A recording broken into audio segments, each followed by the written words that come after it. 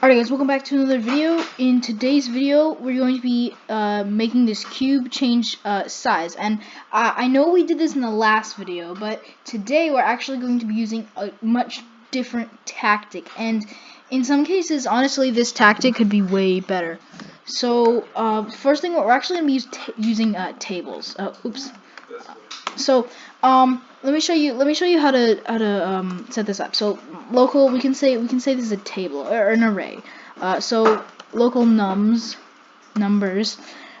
equals, let's just set it to oh, and you always have to use curly brackets for these. Let's just say 1 2 3 4 5 and then we can put 6. We still need one more variable. Well, we don't really need it, but it makes the script way more clean.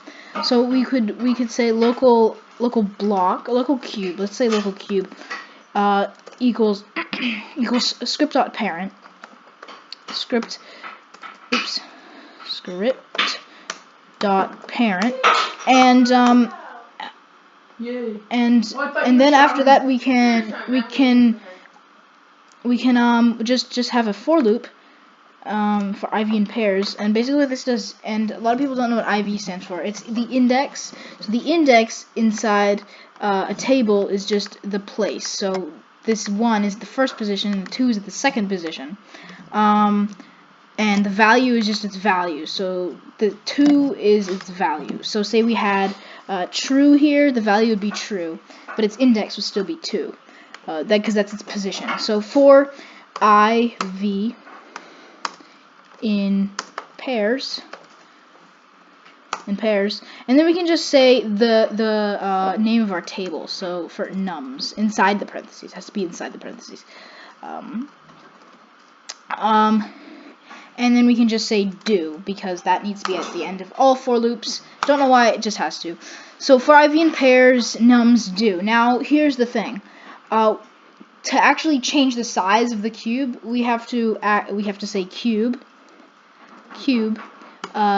dot size. So we're accessing the cube size equals now this is the tricky part, equals vector3.new and then VVV. So VVV, if we want to make it a cube, and we're just accessing the value of it. So X is the value and Y is the value, and since all height, X, Y, and Z lengths are equal, height, width, and depth are all equal, it'll be a cube. And that's setting it to the value.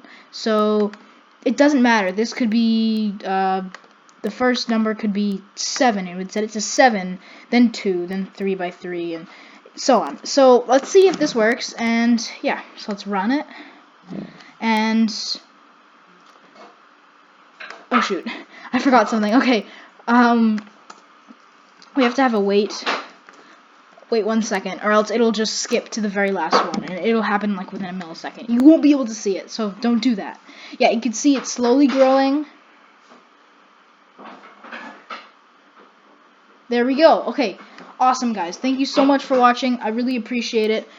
Goodbye.